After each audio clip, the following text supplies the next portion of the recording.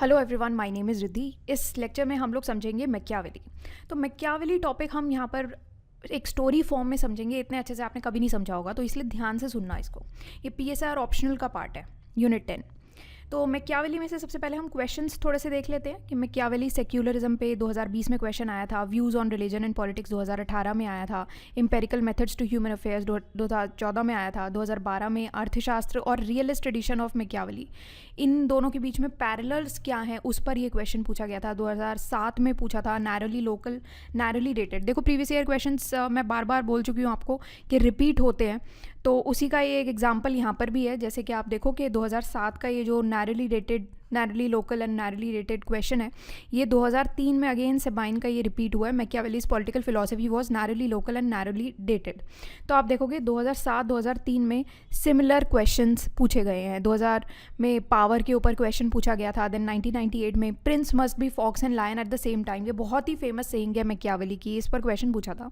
synopsisis.com आप website पर जाओगे, कोर्सेज में ऑप्शनल्स में पीएसआर ऑप्शनल का कोर्स आपको यहाँ पर मिल जाएगा। जो भी डिटेल्स आपको चाहिए अबाउट दिस कोर्स आप यहाँ से ले सकते हैं। अब आप इसकी कहानी सुनो। तो निकोलो मैकियावेली, जो कि इटालियन रेनेसां के एक बहुत ही इंपॉर्टेंट प्रोमिनेंट फिगर है, उन्होंने पॉलिटिकल फिलॉसफी पे काफ़ी बड़ा मार्क छोड़ा था।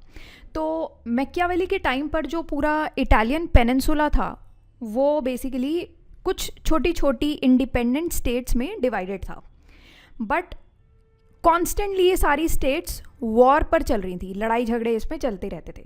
तो ये स्टेट्स में अलग अलग तरीके की गवर्नमेंट्स चलती आ रही थी। कुछ इनमें से आप कह सकते हो रिपब्लिक्स थे, कुछ पे डिस्पोटिक रूलर्स रूल कर रहे होते थे।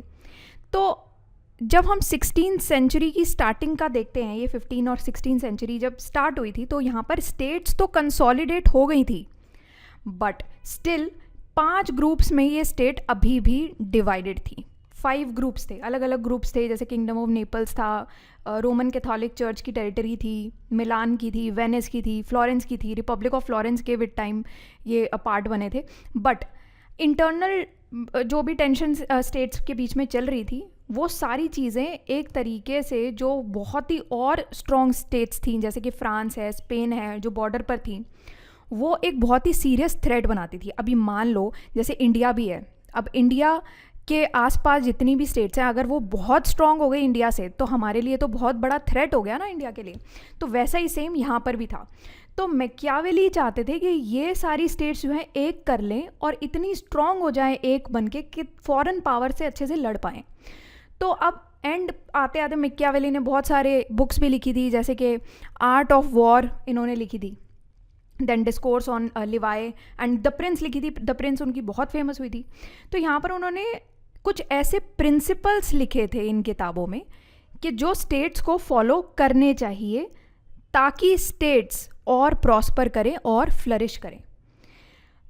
मैकियावेली जो है वो फ्लोरेंस से आते हैं, जो कि एक रिपब्लिक था, फिर भी वो एक स्ट्रॉन्ग रूलर चाहते थे, एक ऐसा स्ट्रॉन्ग रूलर जिसके आगे फॉरेन इन्वेडर्स टिक भी ना पाएँ। तो उन्होंने बेसिकली सारी पावर्स को इंटीग्रेट करने के ऊपर ध्यान दिया था।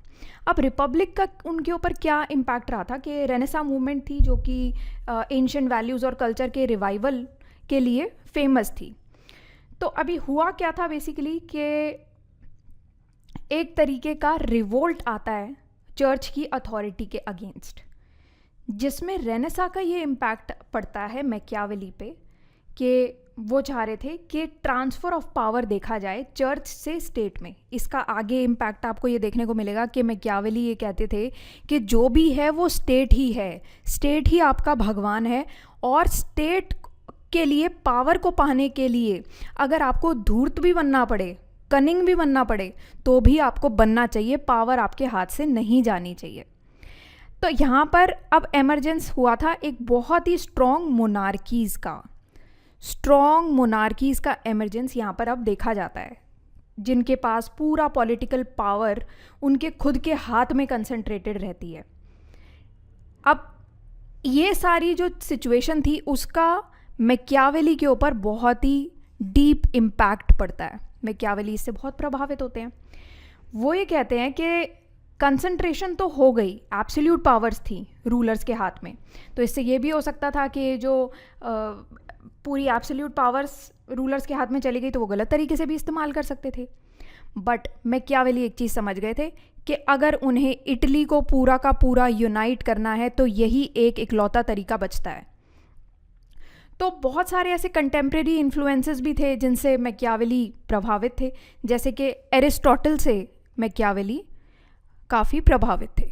एरिस्टोटल से क्यों थे? क्योंकि एरिस्टोटल ने स्टेट का वो आइडिया दिया था कि highest organization of human beings state है, स्टेट बहुत इंपॉर्टेंट होती है, कि स्टेट्स का डिवीज़न भी किया था मोनार्की में, एरिस्टोक्रेसी में, डेमोक्रेसी में। तो मैड करके आप इसको याद रखना, मोनार्की, ठीक है, एरिस्टोक्रेसी एंड डेमोक्रेसी। तो ये फेमस हिस्टोरिकल मेथड है। तो उन्होंने ऐसी मार्सिग्लियो से भी वो इन्फ्लुएंस थे, क्योंकि उन्होंने सेक्युलरिज्म और पॉलिटिकल यूटिलिटी थी जो रिलीजन की, उसको, उसके आइडिया को उन्होंने काफ़ी ज़्यादा सराहा था। तो यहाँ पर क्या है कि बेसिकली अलग अलग थिंकर्स से, वो ऐसे थिंकर से प्रभावित थे जिन्होंने स्टेट को सबसे ऊपर रख दिया था।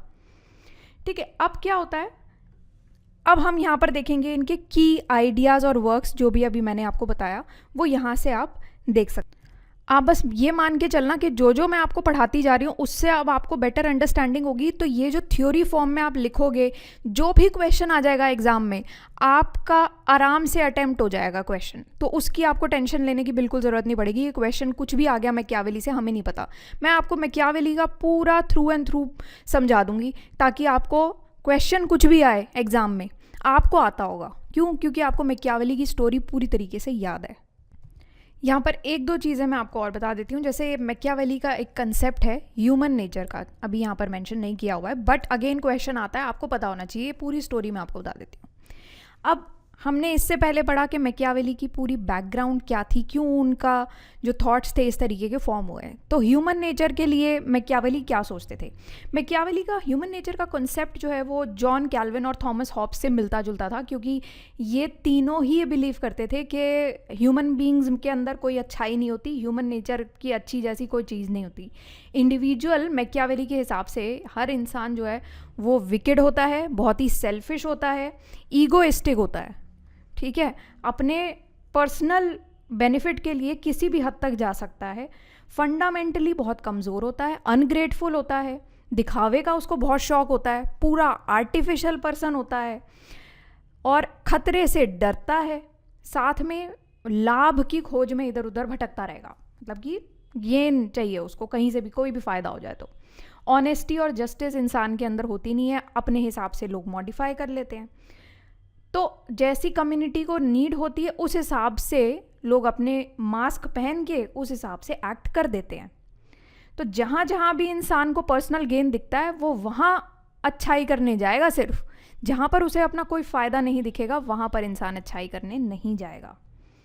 तो इंसान basically anti social, anarchical, selfish, greedy, sensual, इस तरीके के इंडिविजुअल का उन्होंने ये एक पर्सनालिटी बनाई है मैकियावेली ने। मैकियावेली इनफैक्ट ये भी कहते हैं कि इंसान का अगर बस चले ना तो अपने बाप का खून माफ़ कर देगा, बट उसकी प्रॉपर्टी, अगर उसके बाप की प्रॉपर्टी कोई ले जाएगा ना, वो माफ़ नहीं करेगा।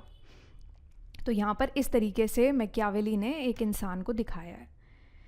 तो एरिस्टोटल भी ये बिलीव करते थे कि गवर्नमेंट ने इंडिविजुअल को बहुत ही जस्ट और फेयर बनाया है। इंडिविजुअल एक ऐसी गवर्नमेंट इस्टेब्लिश करते हैं जिसमें बहुत ही स्ट्रॉन्गेस्ट और करेजियस लीडर या लॉ गिवर्स की नीड होती है, क्योंकि और वो लॉ गिवर्स या लीडर्स भी अपनी पर्सनल सेफ्टी और पोजेशंस की सिक्योरिटी को पहले प्रायोरिटी देके रखते हैं।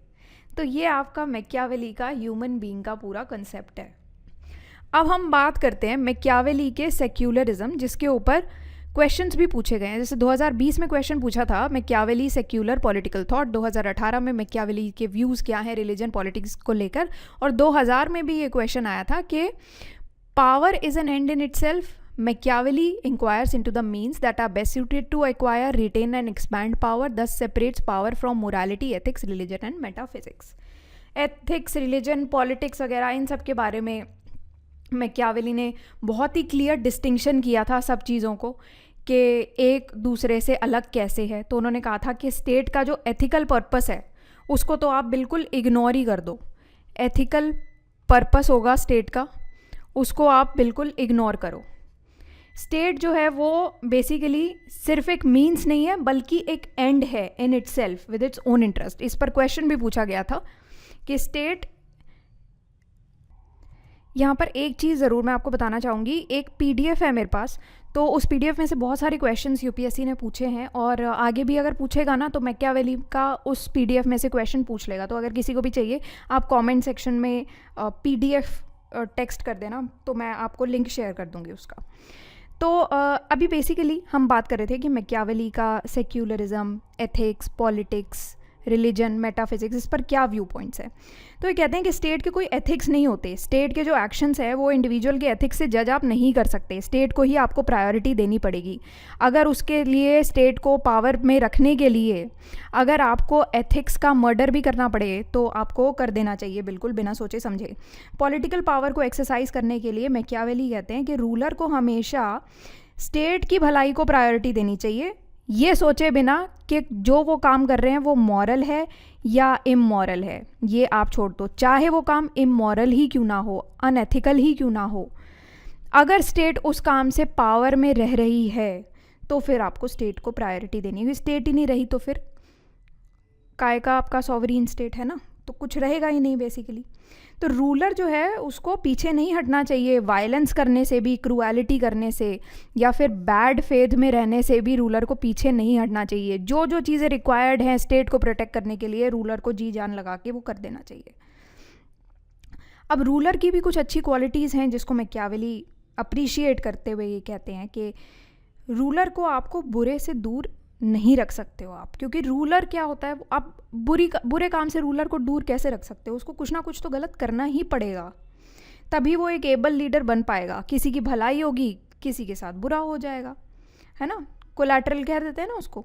तो उससे क्या होता है, पब्लिक मोरालिटी ज़रूरी नहीं है कि प्राइवेट मोरालिटी से सिमिलर हो सकता है पब्लिक मोरालिटी मेंटेन करने के लिए जो आप प्राइवेट मोरालिटी की आपकी डेफिनेशन है वो अलग हो सकती है, वो मेंटेन करने के लिए आपको अपनी प्राइवेट मोरालिटी को तोड़ना पड़ेगा, ठीक है।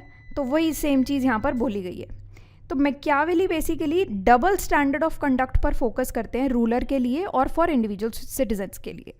बेसिकली रूलर के पास अलग पावर्स हो सकती हैं और इंडिविजुअल सिटीजन्स के पास अलग पावर्स हो सकती हैं, उनके लिए, दोनों के लिए जो सिस्टम्स रहेंगे वो अलग अलग ही रहेंगे, ठीक है। तो मॉरल वर्च्यू बेसिकली वो कहते थे कि इंडिविजुअल के लिए बहुत अच्छा है बट वो प्रिंस के लिए हो सकता है अच्छा ना हो। तो इंडिविजुअल के लिए वो झूठ भी बोलते हैं इंडिविजुअल्स, तो ठीक है, हो सकता है कि इंडिविजुअल्स के लिए झूठ बोलना गलत बात हो कि झूठ बोलने से पाप लगेगा, बट समटाइम्स रूलर के लिए झूठ बोलना ज़रूरी हो जाता है स्टेट को प्रोटेक्ट करने के लिए। मान लो कोई ऐसी कोई थ्रेट हो गया, सिक्योरिटी डैमेज हो गया, या सिक्योरिटी पे कोई भी थ्रेट आ गया, तो रूलर एकदम से जाके पब्लिक को बता थोड़ी ना देता है, पहले उस सिक्योर करने की कोशिश करता है ना, ताकि भगदड़ ना मच जाए या और प्रॉब्लम ना आ जाए, है ना। तो आपको बेसिकली एक्सटर्नल इंटरनल सिक्योरिटी से या उनकी प्रॉब्लम से डील करने के लिए कभी कभी झूठ बोल देना पड़ता है। इसी वजह से state highest form of human association मानी गई है और मैन के ऑब्लिगेशन में सुपीरियर क्लेम उसी का ही रहेगा। तो इसी वजह से स्टेट ना ही मॉरल है ना इमॉरल है, बट उसके नॉन मॉरल एक्शंस भी जस्टिफाइड हैं। अगर स्टेट कोई भी नॉन मॉरल एक्शंस करता है तो वो भी जस्टिफाइड होंगे, ठीक है। तो बेसिकली मैकियावेली क्या कहते हैं यहाँ पर, पॉलिटिक्स और एथिक्स के डिवोर्स की बात यहाँ पर मैकियावेली रख देते हैं, ओके। अब यहाँ पर मैकियावेली जो रिलीजन को और पॉलिटिक्स को अलग करके या एक करके कहते हैं उसके बारे में भी मैं आपको यहाँ पर बता देती हूँ। तो मैकियावेली बेसिकली कहते हैं कि अगर आपको रिलीजन में फेथ है, विश्वास है, तो वो बहुत अच्छी चीज़ है, बट अगर आपको पॉलिटिकल पावर को मेंटेन करना है तो उसके लिए धोखाधड़ी, डिसीट या धोखाधड़ी या हिपोक्रेसी बहुत ज़रूरी है। तो एक प्रिंस को देखने में तो बहुत ही सिंसियर और अपराइट एंड रिलीजियस प्रिटेंड करना चाहिए खुद को कि हाँ मैं तो बहुत ही अच्छा रिलीजियस लीडर हूँ, बट उसके माइंड में हमेशा यही चलना चाहिए कि जब भी ज़रूरत पड़े तो स्टेट को ऊपर रखे, रिलीजन की ऐसी तैसी करते, ठीक है। तो ये सब चीज़ें छोड़ के कि क्या मेरा फेथ कहता है, क्या मेरा रिलीजन कहता है, ये सब छोड़ के वो उसी टाइम पर एक्ट कर पाए, एक्शन ले पाए। तो इसी वजह से स्टेट को बनाए रखने के लिए कभी कभी आपको अपने फेथ के अगेंस्ट जाना पड़ जाता है। तो इसी वजह से मैकियावेली, ये जो उनका कंसेप्ट था रिलीजन और पॉलिटिक्स के बीच का रिलेशनशिप में, वो बिल्कुल क्लियर है इन दोनों के रिलेशनशिप में। ये जो रिलेशनशिप है कि या तो आप पॉलिटिक्स और रिलीजन को, यही कहते हैं साफ, या तो आप पॉलिटिक्स और रिलीजन को बिल्कुल ही अलग अलग करके रखो, दोनों का एक दूसरे से कोई लेना देना नहीं है। अदरवाइज जब भी पॉलिटिक्स को बचाने की बात आएगी तो रिलीजन को एक्सप्लॉइट करना ही करना चाहिए। अदरवाइज रिलीजन और पॉलिटिक्स आप सेपरेट करके रखो, और फिर अगर दोनों में से कोई एक चूज़ करने की बात आई तो आप पॉलिटिक्स को ऊपर रखोगे, रिलीजन हमेशा पॉलिटिक्स से सबऑर्डिनेट ही रहेगा। रूलर के पास सुप्रीम पावर्स होती हैं, वो हर मॉरल और रिलीजियस टर्म्स एंड कंडीशन से हमेशा ऊपर रहता है। तो इसी वजह से मैकियावेली ने सबसे ज़्यादा इंपॉर्टेंस तो पॉलिटिकल पावर को दी है और पॉलिटिकल एक्सपीडियंसी को दी है, और वो कहते हैं कि रिलीजन और एथिकल प्रिंसिपल्स का सेकेंडरी रोल आता है, कि हाँ ये मॉरल वैल्यूज़ वगैरह और आपका धर्म क्या कहता है, ये सब का रोल सेकेंडरी आता है। सबसे ऊपर स्टेट आता है, स्टेट को बचाना सबसे पहला आपको प्रायोरिटी होनी चाहिए। और अगर ये दोनों चीज़ें रिलीजियस और एथिक्स ये पॉलिटिकल पावर के एक्सरसाइज में बीच में रोड़ा बनती हैं, तो इनको आप सेपरेट करके चलो। तो इसी वजह से मैकियावेली ने पॉलिटिक्स को एथिक्स और रिलीजन से सेपरेट करके रखने की बात की थी। एथिक्स एंड रिलीजन से सेपरेट हो गया यहाँ पर ये पॉलिटिक्स, ठीक है, क्योंकि दोनों का सेपरेशन बहुत ज़्यादा ज़रूरी है भी है, क्योंकि दोनों को आप मॉरली तो चला नहीं सकते। तो अगर आपको एक रियल और अच्छी पॉलिटिकल लाइफ चाहिए तो उसके लिए ये सब ज़रूरी है। आइडियल पॉलिटिकल लाइफ होना ज़रूरी नहीं है, वो यही कहते हैं, ठीक है। अब यहाँ पर जो इनका प्रिंस, जो उन्होंने वर्क लिखा था उसमें आर्ट ऑफ वॉर भी लिखा था, जैसे उनके जो डिस्कोर्सेज हैं, तो यहाँ पर क्या है, उसका काफ़ी ज़्यादा इंपॉर्टेंट कंट्रीब्यूशन माने जाते हैं मैकियावेली के। तो वहाँ पर स्टेट क्राफ्ट की बात की गई है, गवर्नमेंट कैसी होनी चाहिए थी, प्रिंस को कैसे एक्ट करना चाहिए, ये सारी चीज़ें वहाँ पर बताई गई हैं।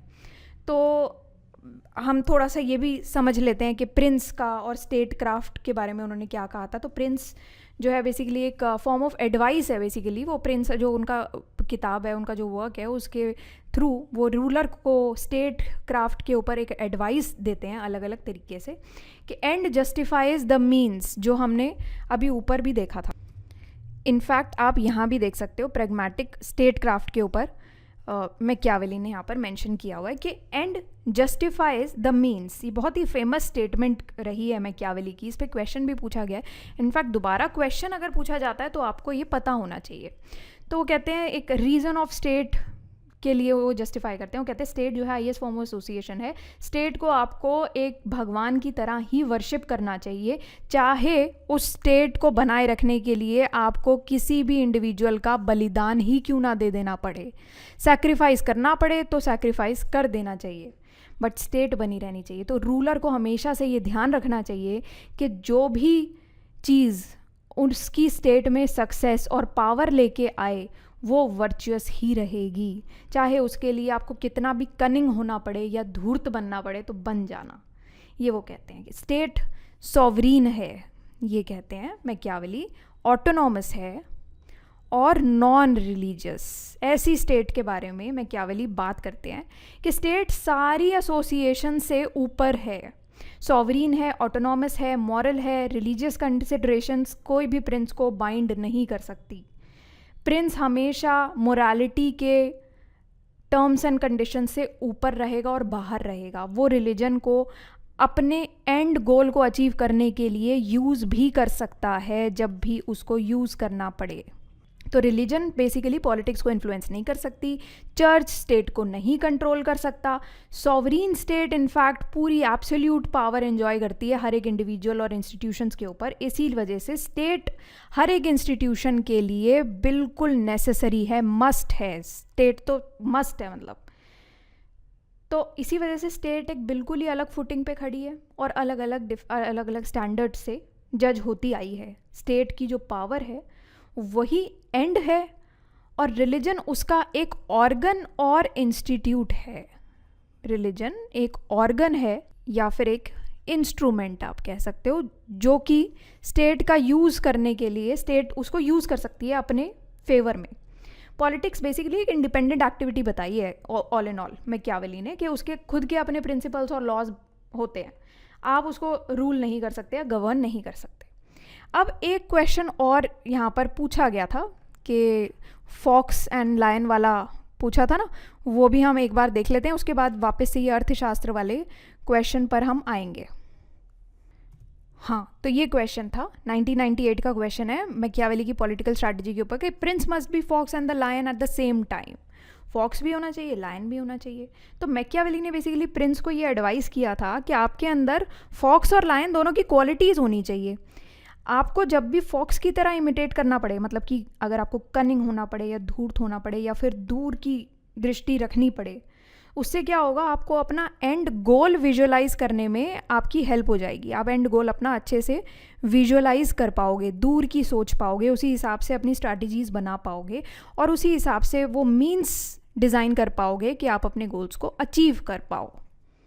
ठीक है, तो फॉक्स की तरह आपको वो चीज़ होना पड़ेगा। बट जब भी आप लायन की तरह इमिटेट करोगे, लायन की तरह इमिटेट करने का क्या मतलब हुआ, कौन सी होनी चाहिए आपके अंदर क्वालिटी, स्ट्रेंथ होनी चाहिए, आपके स्ट्रॉन्ग होने चाहिए, ठीक है, और फोर्स अच्छी होनी चाहिए आपके अंदर, ताकि आप अपने गोल को अचीव कर पाओ।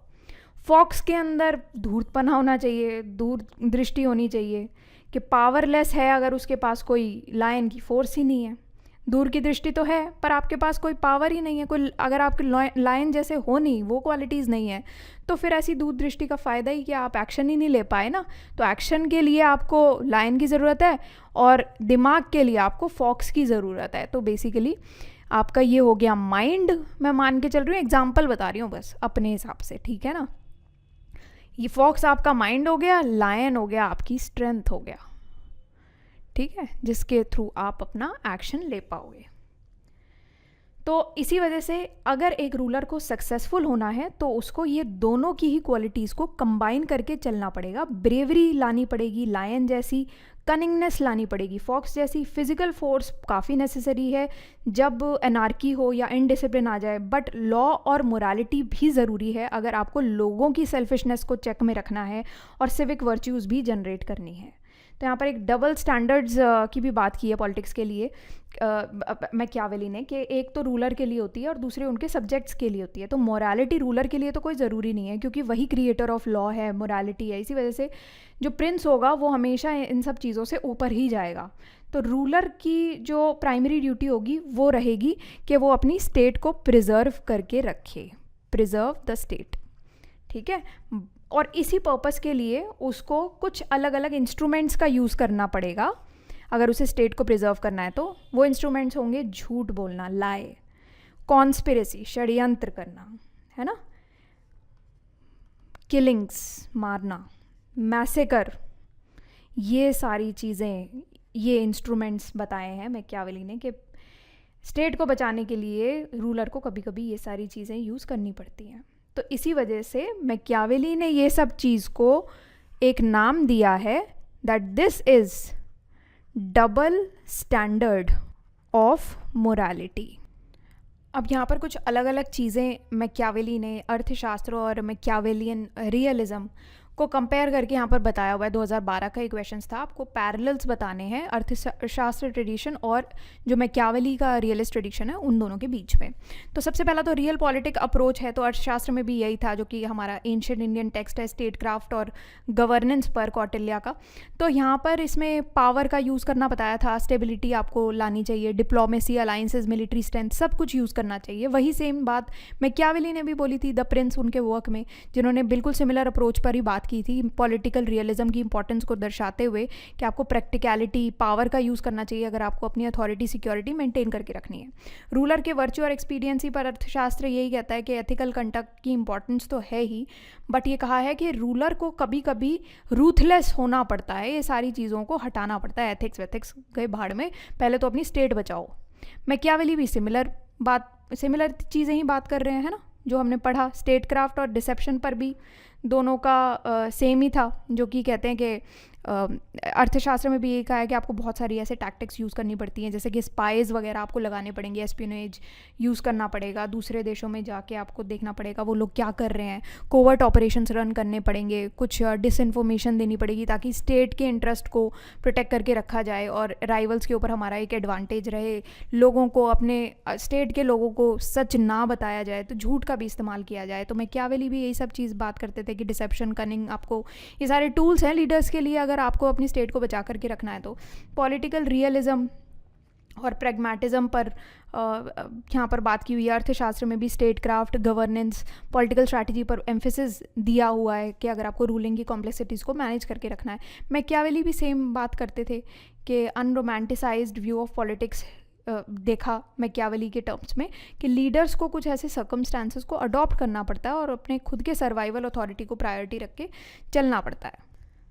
After that focus on security and stability, तो अर्थशास्त्र में भी ये लिखा था कि आपको इंटरनल सिक्योरिटी मेंटेन करके रखना है, एक्सटर्नल थ्रेट्स को डिफेंड करना है उसके अगेंस्ट, सोशल ऑर्डर को आपको प्रिजर्व करके रखना है स्टेट की स्टेबिलिटी के लिए। फिर मैकियावेली भी यही कहते हैं कि रूलर्स की बहुत नीड है अगर उनको अपनी पावर को सिक्योर करके रखना है, ऐसी सिचुएशंस अवॉइड करनी है जिससे कि इंस्टेबिलिटी आए या फिर कंट्रोल चला जाए। ए मॉरल पर्सपेक्टिव के लिए भी अर्थशास्त्र में भी यही कहा गया है कि रूलर्स में बहुत बार ऐसा देखा जाता है कि वो मॉरली ठीक नहीं होते हैं, मॉरल कंस्ट्रेंट्स का सामना उन्हें करना पड़ता है, और पावर, वेल्थ, स्टेबिलिटी पर एम्फेसाइज किया गया है। एथिकल कंसिडरेशंस को आपको कभी कभी साइडलाइन करना पड़ता है। मैकियावेली की राइटिंग्स भी यही कहती हैं मॉरल आइडियाज़ को आप पॉलिटिक्स से बिल्कुल अलग करके रखो, क्योंकि लीडर्स को कुछ प्रैग्मेटिक चॉइसेस करनी ही पड़ती हैं अगर वो मॉरली क्वेश्चनेबल होते हैं तो, ठीक है, चाहे वो हो जाए, मतलब मॉरल वैल्यूज़ को आप साइड करके रखो, वो सब रूलर्स पर अप्लाई नहीं करती है। The end justifies the means, अर्थशास्त्र में भी ये कहा है कि रूलर्स को अपना अल्टीमेट सक्सेस पॉलिटिक्स के ऊपर वही आपको प्रायोरिटी रख के चलना है कि पहले तो आपकी पॉलिसीज़ बची रहनी चाहिए, अपने गोल्स को अचीव करने पर आपको ध्यान देना चाहिए। मैकियावेली में भी यही कहा था the ends justify the means, कि लीडर्स को अपने डिज़ायर्ड आउटकम्स पर फोकस करना चाहिए, ना कि इस चीज़ पर कि मॉरल इनकरेक्ट हो गया, एथिक्स फॉलो हो रहे हैं या नहीं। आपको कोई भी मेथड यूज़ करना पड़े आपको करना चाहिए। फिर स्टेट क्राफ्ट और लीडरशिप पर भी यही बात हुई है कि आपको military strategy, governance, administration, diplomacy, ये सारी चीज़ें आपको यूज़ करनी चाहिए। ऐसे ही मैकियावेली ने भी सेम ही बात की है कि आपको प्रैक्टिकल गाइडेंस देनी चाहिए रूलर्स को कि कैसे उनको पावर अपनी मेंटेन करनी है, पॉलिटिकल चैलेंजेस को नेविगेट करना है, अथॉरिटी असर्ट करनी है। यहाँ पर भी ये सब चीज़ें, मिलिट्री स्ट्रैटेजीज़ वगैरह अर्थशास्त्र में दिया गया है। इनफैक्ट मैकियावेली ने ये भी कहा था कि आपको एक बहुत ही स्ट्रॉन्ग आर्मी मेंटेन करके रखनी चाहिए अगर आपको अपने स्टेट को प्रिजर्व करना है। इनफैक्ट प्रिंस को अपनी एक स्ट्रॉन्ग आर्मी ऑर्गेनाइज करनी चाहिए ताकि कोई भी इंटरनल एक्सटर्नल थ्रेट हो उसकी पावर को, तो वो इमीडिएटली अपनी ये स्ट्रॉन्ग आर्मी को यूज़ कर पाए। तो स्ट्रॉन्ग और रेगुलर आर्मी एक स्टेट की सुरक्षा के लिए तो मस्ट है, अपने खुद के डिफेंस करने के लिए। तो इसीलिए स्टेट को अपनी खुद की इंडिपेंडेंट, रेगुलर और फेथफुल आर्मी मेंटेन करके रखनी चाहिए। आपकी खुद की आर्मी होनी चाहिए। ये कहते थे कि ऐसी आर्मी अपने खुद के सिटीजन से बनी हो और ना ही सिर्फ नेशनल बॉर्डर्स पे हमें डिफेंड करे बल्कि और एक्सपैंड भी कर पाए। तो सिटीजन्स को इस तरीके से ट्रेन किया जाना चाहिए आर्मी सर्विस के लिए, और एक कंपलसरी मिलिट्री ट्रेनिंग देनी चाहिए सारे एबल पर्सन्स के लिए। ये मैकियावेली ने कहा था, कंपलसरी मिलिट्री ट्रेनिंग। ओके, अब इसका कंटेक्चुअल अप्रोच है कि जिसमें अर्थशास्त्र भी कहते हैं कि एक स्पेसिफिक कंटेक्स्ट में और सर्कमस्टांस ऑफ द स्टेट में कि आपको कुछ फ्लेक्सिबल स्ट्रैटेजीज अपने हिसाब से करके रखना चाहिए ताकि आप चेंजिंग कंडीशंस को अडेप्ट कर पाओ। मैकियावेली की राइटिंग्स में भी यही सब चीज़ है कि आपको थोड़ा सा देखना पड़ेगा कि पॉलिटिकल क्लाइमेट उस हिसाब से कैसा है, चैलेंजेस कैसे फेस करने पड़ रहे हैं, लीडर्स को अपने एक्शंस उसी तरीके से अडेप्ट करके रखने पड़ेंगे। नेक्स्ट अब हम समझेंगे कि मैकियावेली के थॉट पे बोला था कि Machiavelli's political philosophy was nearly local and nearly dated. ये सेबाइन के वर्ड्स थे। 2003 का क्वेश्चन आया था, 2007 का भी ये क्वेश्चन था कि इंपॉर्टेंस बताने सबसे पहले तो Machiavelli in the history of political thought, फिर उसके बाद अगेन वही कि इज इट करेक्ट टू से मैकियावेलीज theories नैरली local and nearly dated. तो ये अब हम बात करेंगे इंपॉर्टेंस ऑफ मैकियावेलीज पॉलिटिकल थॉट। वो तो ये यहाँ पर दिया ही गया है, तो ये तो वही सेम क्वेश्चन का आंसर है, आप अपने आप भी पढ़ सकते हो, जो मैं ऑलरेडी आपको पूरा बहुत ही अच्छे से समझा चुकी हूँ, हर एक चीज़ समझा चुकी हूँ इनफैक्ट। अब यहाँ पर हम ये समझ लेते हैं नैरो स्कोप ऑफ मैकियावेलीज थ्योरी। तो इसका स्कोप नैरो क्यों है, क्या रीजंस है, वो यहाँ पर आप समझ लो। ऑल्दो हमें पता है काफ़ी सारी चीज़ें, फिर भी हम एक बार समझते हैं।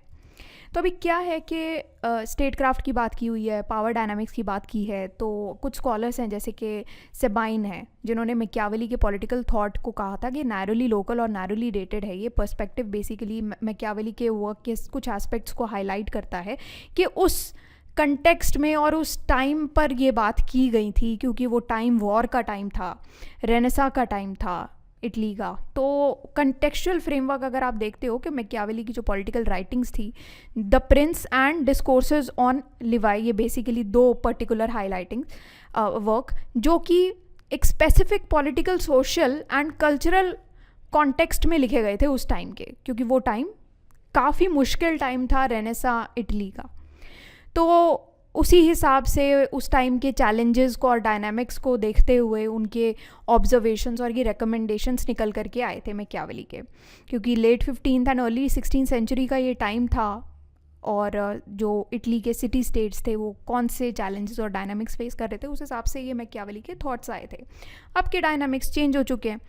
फ्लोरेंटाइन पॉलिटिक्स को देखते हुए भी उनके ये विचारधाराएँ बनी थी, क्योंकि मैकियावेली के जो एक्सपीरियंसेस थे वो एक एज अ डिप्लोमैट और पॉलिटिकल फिगर, क्योंकि मैंने लेक्चर के स्टार्टिंग में ही आपको बताया था कि फ्लोरेंस की पॉलिटिक्स में भी जुड़े थे मैकियावेली, एक डिप्लोमैट और पॉलिटिकल फिगर रहे हैं रिपब्लिक ऑफ फ्लोरेंस में, जिसकी वजह से उनके गवर्नेंस और लीडरशिप को लेकर ये पर्सपेक्टिव्स रहे हैं। उनके जो वर्क हैं वो भी in fact specific political climate of Florence से ही फोकस्ड है, उसी से ही रिलेटेड है। इंटरनल पावर स्ट्रगल्स उस टाइम पर क्या चल रही थी, एक्सटर्नल थ्रेट्स कैसे फेस कर रहे थे, रिपब्लिक के डायनामिक्स को लेकर, ये सारी चीज़ें थी। फिर लिमिटेड जोग्राफिकल स्कोप था। कुछ ऐसे क्रिटिक्स थे जिन्होंने ये आर्ग्यू भी किया था कि मैकियावेली की जो एनालिसिस है और प्रिस्क्रिप्शंस है वो बेसिकली इटालियन सिटी स्टेट्स पर ही सीमित है और उसकी एप्लीकेबिलिटी ब्रॉडर जोग्राफिकल कंटेक्स्ट में कम है। मतलब कि अगर आप सोचोगे कि इटालियन सिटी स्टेट से बाहर निकल के उनकी चीज़ों को अप्लाई कर ले जाओगे तो मुश्किल है एप्लीकेबिलिटी। उनके ऑब्जर्वेशंस बेसिकली पूरी पॉलिटिकल सिस्टम की सारी कॉम्प्लेक्सिटीज़ को तो एनकम्पास नहीं कर सकते हैं पूरी तरीके से बियॉन्ड द इटालियन पेनिसुला। तो हो सकता है कि इटली की चीज़ों को सॉल्व करने के लिए उनकी विचारधाराएं अच्छी हो, बट उसके बाहर बहुत मुश्किल है कि आप उनको अप्लाई कर ले जाओगे। हिस्टोरिकल स्पेसिफिसिटी थी उनके एरा की, कि इसी वजह से उनको क्रिटिसिज्म भी झेलने को मिला था कि पॉलिटिकल थॉट में, ग्लोबल पॉलिटिक्स में। फिर टेम्परल रेलेवेंस उनकी ये थी कि जैसे सेबाइन है, उन्होंने ये क्रिटिसिज्म किया था कि मैकियावेली के आइडियाज़ उनके टाइम के इश्यूज़ को एड्रेस करने के लिए बहुत बढ़िया थे, बट आज के जो मॉडर्न और फ्यूचर पॉलिटिकल सिनेरियोज़ हैं उनके लिए अच्छे नहीं हैं। तो इसी वजह से ये जो इवॉल्विंग नेचर है गवर्नेंस की, इंटरनेशनल रिलेशंस की, सोसाइटल नॉर्म्स की, इससे कुछ क्वेश्चंस आ खड़े हुए हैं कि उनकी थ्योरीज़ की एप्लीकेबिलिटी को लेकर के। Over emphasis on state craft पर मैकियावेली की जो ये पॉलिटिकल फ़िलॉसफी है उसने एक बहुत ही स्ट्रॉन्ग एम्फेसिस दिया है पावर को मेंटेन करने के लिए, कि आपको हो सकता है कि कुछ डेमोक्रेटिक, आज की जो मॉडर्न डेमोक्रेटिक सोसाइटी हैं जो कि रूल ऑफ लॉ को फेवर करती हैं, प्रायोरिटाइज़ करती हैं और इंडिविजुअल राइट्स को प्रायोरिटी करती हैं, तो उनके लिए तो कुछ रेलेवेंस नहीं रखते हैं मैकियावेली की पॉलिटिकल फ़िलॉसफी, क्योंकि मैकियावेली तो स्टेट को ही सबसे ऊपर बात करते थे कि चाहे तो इंडिविजुअल का आपको सैक्रिफाइस कर देना पड़े, बट आपको स्टेट को बचाना है। इग्नोरिंग मॉरल डायमेंशन, मैकियावेली की जो ये फ़िलॉसफी रही है, रेपुटेशन भी रही है, क्योंकि वो रूथलेस प्रैग्मेटिज्म और अनएथिकल एक्शंस को भी जस्टिफाई करते थे पॉलिटिक्स में, कि आप रूलर को लेने पड़ते हैं एक्शंस। हो सकता है ये कही बातें हैं, अभी अब यहाँ पर आप बोल रहे हो कि हाँ ठीक है, हो सकता है मैकियावेली की चीज़ें जो है वो आज के टाइम में रेलेवेंट ना हो, पर आपको भी पता है डीप डाउन अगर आप सोचोगे कि रूलर्स के पास या लीडर्स के पास बहुत बार ऐसी सिचुएशंस आ जाती हैं जब आपको अनएथिकल या इमोरल रास्ते पर चल के अपनी स्टेट को प्रोटेक्ट करने के लिए आगे आना पड़ता है। तो कहने में तो ये चीज़ें बहुत अच्छी लगती हैं कि हाँ नहीं लीडर को अच्छा होना चाहिए, मॉरल होना चाहिए, ये होना चाहिए, वो होना चाहिए, तो ये बट ये सारी थ्योरेटिकल बातों में ही रह जाती है। प्रैक्टिकली अगर हम देखें तो आप देखो ना कैसे चैलेंजेस आज की डेट में इंडिया भी फेस कर रहा है। तो आप किस हिसाब से ये कह सकते हो कि नहीं सिर्फ इटालियन सिटी स्टेट्स में ही ये सारी चीज़ें रेलेवेंट थी मैकियावेली की और उसके बाहर रेलेवेंट नहीं है, या फिर उनके टाइम में रेलेवेंट थी आज के टाइम में रेलेवेंट नहीं है। तो वो चीज़ें हैं जो पर्सन टू पर्सन वेरी भी करती हैं। फिर जेंडर एंड कल्चरल लिमिटेशंस की अगर हम बात करें तो यहाँ पर क्या है कि वो ऐसे टाइम पर डेवलप हुए थे जहाँ पर सोसाइटल नॉर्म्स बहुत ही अलग थे, तो बहुत ही मेल सेंट्रिक पर्सपेक्टिव था उनके, जब जो कि विमेन और मार्जिनलाइज ग्रुप्स को तो वो बिल्कुल ही अवॉइड करते थे, उनके रोल को, कंसर्न्स को तो बिल्कुल ही ओवरलुक करके मैकियावेली चले थे, उनको उन्होंने कुछ नहीं समझा था बेसिकली। ठीक है, तो यहाँ पर ऑल इन ऑल यही था मैकियावेली का। एंड इनफैक्ट वो ये भी कहते थे मैकियावेली कि पावरफुल गवर्नमेंट और इंटरनल यूनिटी के लिए, स्टेट के लिए बहुत ज़रूरी है, जिसमें आपको अपने काउंसिल में भी वाइज मेन रखने चाहिए। तो विमेन का तो कहीं से कहीं तक उन्होंने मेंशन तक नहीं किया है कि अच्छे आदमी आपको रखने चाहिए जिनकी फुल लिबर्टी हो, कि वो सच बोल पाएँ वगैरह वगैरह। ठीक है, तो यहाँ पर ओवरऑल इसी के बारे में बात की गई है। अब यहाँ पर दिया हुआ है मैकियावेलीज रेलेवेंस इन कंटेम्प्रेरी पॉलिटिक्स। तो आज के टाइम में आप कैसे लगा सकते हो, रियल पॉलिटिक पावर डायनामिक्स में आप लगा सकते हो कि अभी इंटरनेशनल एरा में नेशंस का जैसा भी बिहेवियर रहेगा उस हिसाब से आपको अपना इंटरेस्ट देख करके रियल पॉलिटिक के प्रिंसिपल्स को आगे रखना पड़ेगा। तो मैकियावेली की जो स्ट्रैटेजीज़ रही हैं वो फॉरेन पॉलिसी डिसीजंस को हमारे काफ़ी इन्फ्लुएंस करती है, डिप्लोमेटिक नेगोशिएशंस को इन्फ्लुएंस करती हैं, है ना। जियोपॉलिटिकल कंपटीशन तो है ही आज के टाइम पे। स्ट्रैटेजी अडेप्टेबिलिटी के लिए हम मैकियावेली से इन्फ्लुएंस हो सकते हैं बिल्कुल, कि वो उनकी थिंकिंग काफ़ी स्ट्रैटेजिक रहती थी, उसी पर ही वो फोकस करते थे कि जैसे जैसे हमारे सर्कमस्टांसेस चेंज हो रहे हैं लीडर्स को उसी हिसाब से अपने डिसीजंस को भी आगे रखना पड़ेगा स्टेबिलिटी और इन्फ्लुएंस के साथ। क्राइसिस मैनेजमेंट लीडर्स को बहुत अच्छा आना चाहिए, ठीक है। अंडर प्रेशर आपको परफॉर्म करना आना चाहिए कि कभी भी कोई भी इशू हो जाता है, अनएक्सपेक्टेड चैलेंजेस आ जाते हैं, जैसे अभी पेंडेमिक आ गया, इकोनॉमिक क्राइसिस आ गया, सिक्योरिटी थ्रेट्स आ गए, तो उस केस में आप क्या करोगे। फिर बैलेंसिंग एथिक्स एंड प्रैग्मेटिज्म, तो नैतिकता व्यवहारिता को आपको संतुलित करना पड़ेगा कि ऐसा दुनिया है जहाँ पर लीडर्स को एथिकल डायलेमास फेस करने पड़ रहे हैं आज की डेट में भी अपने नेशनल इंटरेस्ट को ऊपर रखने पर। तो मैकियावेली के आइडियाज़ कहाँ अलग हैं, वो भी तो यही बात करते हैं कि आपको moral principles pragmatic decision making के साथ बैलेंस आउट करना पड़ेगा। बैलेंस आउट करने का क्या मतलब हुआ कि आपको अपनी स्टेट को सबसे पहले बचाना पड़ेगा, मॉरल प्रिंसिपल्स को चाहे आपको पीछे ही क्यों ना रखना पड़े उस टाइम बीइंग में। आर्ट ऑफ परसुएशन तो आपको आनी ही चाहिए, जब भी नीड पड़े आपको अच्छे से परसुएट करना, मैन्युपुलेट करना आना चाहिए, क्योंकि ये सारी चीज़ें तो की फैक्टर्स हैं modern political campaigns, media management, public relation strategies. कि आज की डेट में जो दिखता है वो बिकता है, तो इसी वजह से ये सब चीज़ें तो परसुएशन की आर्ट, मैन्युपुलेशन की आर्ट तो आपको आनी चाहिए। लीडरशिप स्टाइल्स, तो ये जो पूरा कंसेप्ट है फॉक्स एंड लायन का, कि आपको दोनों चीज़ें रहना पड़ेगा साइमल्टेनियसली, एक माइंड होगा, ब्रेन होगा, और एक एक्शन में नज़र आएगा, एक स्ट्रेंथ होगा, हमारी फोर्स होगा। तो ये सारी चीज़ें मैकियावेली ने एडवोकेट की थी, है ना। तो ये बताता है लीडरशिप स्टाइल की कॉम्प्लेक्सिटी को, जो कि आज के डाइवर्स और मल्टीफैसेटेड पॉलिटिकल लैंडस्केप में बहुत ज़रूरी है। फिर आप पॉलिटिकल टर्बुलेंस के हिसाब से भी नेविगेट करना आपको आना चाहिए, जहाँ पर आपको आपके अंदर वो स्किल सेट होनी चाहिए कि आप क्रेडिबिलिटी और पावर को मेंटेन करके रखो। अनकन्वेंशनल लीडरशिप होनी चाहिए आपकी। तो कुछ अगर आप अपनी प्रैग्मेटिक रिजल्ट्स को प्रायोरिटी देते हो ट्रेडिशनल नॉर्म्स के ऊपर, तो ये मैकियावेली के आइडिया के साथ बिल्कुल अलाइन करते हैं, क्योंकि लीडर्स को ना अपने आउटकम्स के लिए जज किया ज़रूर जाता है, बट अब वो मॉरल स्टैंडर्ड्स पे टिके हो या ना हो, अगर उनको अपनी स्टेट प्रायोरिटी वो रख रहे हैं तो उसमें दिक्कत क्या है, वो ये बात। दूसरी चीज़ के मैकियावेली के जो आइडियाज़ हैं वो अलाइंसेस, डिप्लोमेसी, नेशनल इंटरेस्ट पर फोकस करते हैं, जो कि आज के टाइम पर भी इंटरनेशनल रिलेशंस में रेलेवेंट है।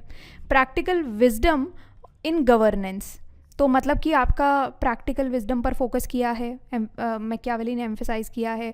पॉलिटिकल स्ट्रैटेजीज़ को अडेप्ट करना चाहिए, आपको सही टाइम पर अडेप्ट करना आना चाहिए इफेक्टिव गवर्नेंस के लिए। आज के टाइम पे भी ये चीज़ें रेलेवेंट है। एथिकल कंसिडरेशंस में भी अगेन वही सारी चीज़ें, टाइमलेस टेंशन चलती आ रही हैं मॉरल आइडियाज़ और मैकियावेलियन प्रैग्मेटिज्म में। तो ये एथिक्स यूज़ होनी चाहिए पॉलिटिक्स में, नहीं होनी चाहिए। रिलीजन होनी चाहिए, नहीं होनी चाहिए। आजकल का तो पूरी डायनामिक्स ही इसी पर टिकी है। हमारे इंडिया में तो स्पेशली यही सारी चीज़ें चल रही हैं। तो कैसे आप कह सकते हो कि नहीं, मैकियावेली आज के टाइम पर रेलेवेंट नहीं है या उसके आइडियाज़ रेलेवेंट नहीं है? ऐसा नहीं है। ओके, तो अभी क्या है कि आप ये देखो कि लेसन्स हमें क्या मिलते हैं। अभी अपने हिस्टोरिकल फिगर्स से। तो मैकियावेली का जो एनालिसिस किया है हिस्टोरिकल फिगर्स का, वो एक ब्लूप्रिंट ज़रूर प्रोवाइड करते हैं, कैसे पॉलिटिकल लीडर सक्सेस हुए थे या फेल हो गए थे। तो ये कंटेम्प्रेरी असेसमेंट करने में हेल्प कर सकता है हमें लीडरशिप का। जैसे कि अगर हमें जानना है कि यूपीएससी कैसे क्वेश्चंस पूछता है पीएसआईआर ऑप्शनल में, हमें कैसे पता कि क्या क्वेश्चन आ जाएगा, ये नोट्स वगैरह जो बनते हैं कैसे बनाए जाते हैं, तो ये बहुत सालों की रिसर्च ज़रूर है। पर अगर मान लो कोई कहता है, जैसे अगर मैं बोलूँ कि लास्ट ईयर मेरे नोट्स से अराउंड 98% क्वेश्चन आए थे, विच इज़ ट्रू, बट अगर मैं इसको ये बोल रही हूँ कि मेरे नोट्स से आ गए, तो क्या ये गलत नहीं होगा? क्योंकि मैंने नोट्स कहाँ से बनाए हैं?